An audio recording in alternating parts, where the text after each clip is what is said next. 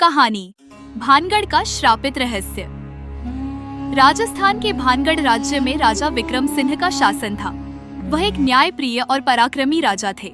उनकी रियासत समृद्ध थी, परंतु एक रहस्य हमेशा उस राज्य पर मंडराता था। भानगढ़ का किला, जिसे लोग श्रापित मानते थे।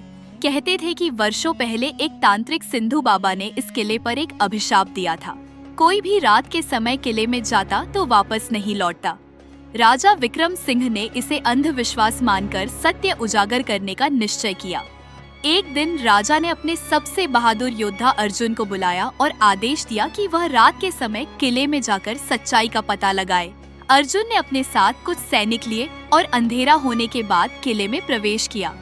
किला सुनसान था, दीवारों पर पुरानी दरारें थीं और वातावरण में अजीब सी ठंडक थी। जैसे ही वे अंदर बढ़े, अचानक हवाएं तेज हो गईं और दीवारों से किसी के चलने की आवाजें आने लगी। अर्जुन और उसके सैनिकों ने मशाल जलाकर आगे बढ़ने का फैसला किया। तभी एक रहस्यमयी छाया प्रकट हुई और जोर से हंसी। अर्जुन ने तलवार निकाल ली और पूछा, तुम कौन हो? छाया ने जवाब दिया, मैं सिंधु बाबा की आत्मा हूँ। जिसने भी इस किले में कदम रखा वह कभी लौट नहीं सका। अगर जीवन चाहते हो तो चले जा। अर्जुन भयभीत होकर तुरंत महल लौट आया और राजा को सब बताया। राजा विक्रम सिंह को यकीन नहीं हुआ। उन्होंने खुद किले में जाने का निश्चय किया। अगली रात राजा अपने राजपुरोहित और सैनिकों के साथ किले में पहुंचे। जैसे ही वे अंदर गए, पूरा किला हिलने लगा और अचानक एक विकराल आकृति उनके सामने प्रकट हुई। राजपुरोहित ने मंत्रों का जाप शुरू किया। आत्मा चिल्लाने लगी, मुझे मुक्त करो। राजा ने हिम्मत से पूछा, तुम श्रापित क्यों हो?